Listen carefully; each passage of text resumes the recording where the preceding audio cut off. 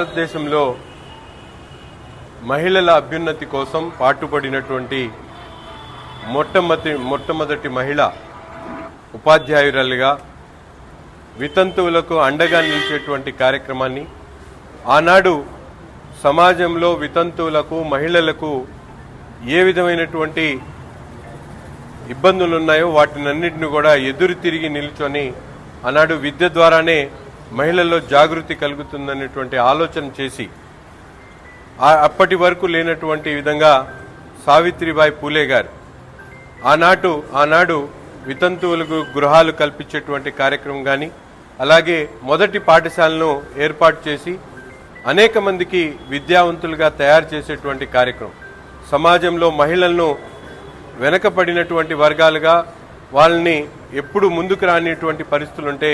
ఆనాడు సావిత్రిబాయి పూలే గారు ప్రపంచంలో మహిళలకు ధీటుగా నిలిచేటువంటి శక్తిగా మారినటువంటి పరిస్థితులు ఈరోజు అటువంటి మహిళా శక్తిగా ఉన్నటువంటి సావిత్రిబాయి పూలే గారిని ఆదర్శంగా తీసుకొని ప్రతి ఒక్కరు కూడా సమాజంలో సగభాగమైనటువంటి మహిళలకు అత్యున్నతమైనటువంటి స్థాయి కలిగించేటువంటి విధంగా ఆనాడు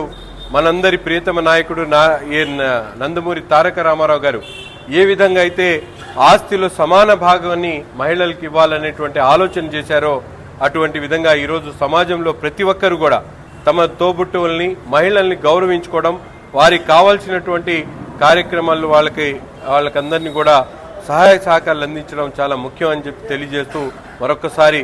సావిత్రిబాయి పూలే గారికి హృదయపూర్వకమైనటువంటి జన్మదిన సందర్భంగా నివాళులు అర్పిస్తా ఉన్నాం.